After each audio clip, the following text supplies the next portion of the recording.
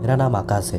आज मैं आप लोगों को मेरे जीवन में घटी एक ऐसी घटना के बारे में बताऊंगा जिसे सुनने के बाद आपके रोंगटे खड़े हो जाएंगे। मेरी एक गलती की वजह से कैसे मेरे दोस्त को एक बहुत बड़ी कीमत चुकानी पड़ी, ये जानने के लिए वीडियो को एंड तक जरूर देखिए। ये बात तब की है जब मैं अपने दोस्त मनीष से पहली बार कॉलेज में मिला था। हम दोनों का ही वो पहला साल था। मैं और मनीष एक ही क्लास में थे। मनीष कॉलेज के पास एक हॉस्टल में उसके एक रूममेट राहुल के साथ रहता था और मैं अपने मामा के घर उनके साथ रहता था। मनीष और मैं धीरे धीरे बहुत ही पक्के दोस्त बन गए थे। सब कुछ सही चल रहा था, पर एक दिन कॉलेज में मनीष बहुत ही सहमा हुआ था। मैंने उसे कहा जो भी हुआ है मुझे बता। फिर मनीष ने हकलाते हुए कहा, कल रात 1 बजे जब मैं टॉयलेट करने के लिए उठा तो मैंने देखा कि कोई काला साया मुझे घूर रहा है और वो ठीक मेरे रूममेट राहुल के बिस्तर के पास खड़ा है। जब मैंने मोबाइल का टॉर्च जलाया तो वो साया अचानक से गायब हो गया।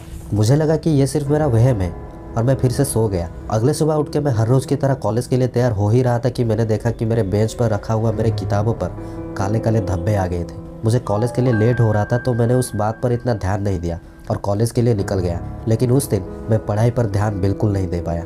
फिर मैं शाम को वापस हॉस्टल आ गया, पर मैं बहुत थका हुआ महसूस कर रहा था और मैंने सोचा कि थोड़ा नहा लेता हूँ। फिर मैं चला गया बाथरूम को नहाने के लिए। नहाने के बाद जब मैं टॉवल से अपना शरीर पोंछ रहा था तो मेरा टॉवल एकदम काला हो गया और मैंने देखा कि मेरे बाजू में वैसे ही काले धब्बे थे जैसे कि मैंने सुबह अपने किताबों पर देखा था। उसके बाद मैं एक डॉक्टर के पास गया ये सोच के कि मुझे कोई एलर्जी या फिर बीमारी हो रही है। डॉक्टर ने उन काले धब्बों को देख के कहा कि ये कोई बड़ी बात नहीं है, ये धीरे धीरे ठीक हो जाएगा। डॉक्टर के उस बात को सुनकर मैं थोड़ा रिलैक्स हो गया और वापस हॉस्टल आ गया। जब मैं वापस हॉस्टल आया तो मैंने देखा कि मेरा रूममेट राहुल बाहर गया हुआ है। रात को मुझे डायरी लिखने की आदत है। उस रात भी मैं डायरी लिख रहा था कि तभी मुझे एक आवाज़ सुनाई दी, जैसे कि कोई मुझे बुला रहा हो, एकदम धीमी आवाज़ से, धीरे धीरे। 2-3 बार आवाज़ आने के बाद मैंने रूम का दरवाज़ा खोला, पर बाहर कोई भी नहीं था और हर किसी का रूम का दरवाज़ा बंद था।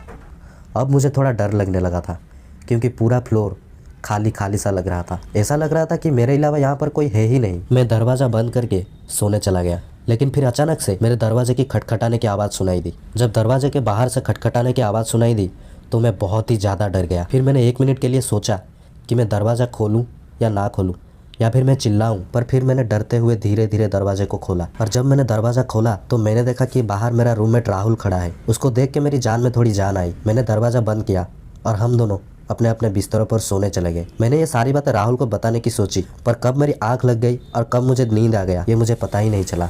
और अब ये सारी बातें मैं तुम्हें बता रहा हूँ। मनीष की बात सुनने के बाद मुझे लगा कि मनीष थोड़ा परेशान है, इसलिए उसे ये सब चीज़ें दिखाई दे रही है। पर फिर भी मैंने मनीष को हॉस्टल चेंज करने को कहा। मनीष ने कहा कि उसके लिए उसके पेरेंट्स की परमिशंस की ज़रूरत होगी और उसके पेरेंट्स उसकी बातों पर यकीन नहीं करेंगे और ये सब उनको मनीष के मन का वहम लगेगा। फिर मैंने उससे पूछा कि मैं तेरी क्या मदद कर सकता हूँ, तो उसने बोला कि तू मेरे हॉस्टल में शिफ्ट हो जा और मेरी रूम में मेरे साथ रुक। मुझे उस दिन अपनी गाँव जाना था, इसलिए मैंने उसे कहा कि मुझे 1 हफ्ते तक मेरी गाँव जाना है, तो मैं फ़िलहाल तो तुम्हारे साथ नहीं रुक सकता, पर तुम फिक्र मत करो, 1 हफ्ते के बाद वापस आके मैं तुम्हारे साथ तुम्हारे रूम में ही रहूँगा। मनीष ने बोला ठीक है, तुम जल्दी आना, मुझे तुम्हारा इंतज़ार रहेगा। इसके बाद मैं मनीष को छोड़कर गांव चला गया।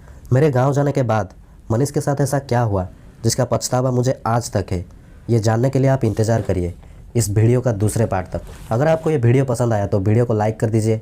ऐसे ही इंटरेस्टिंग वीडियोज़ के लिए चैनल को सब्सक्राइब कर दीजिए। अपने दोस्तों और फैमिली मेम्बर्स के साथ वीडियो को शेयर ज़रूर कीजिए। हम मिलते हैं वीडियो के दूसरे पार्ट में। Thank you for watching.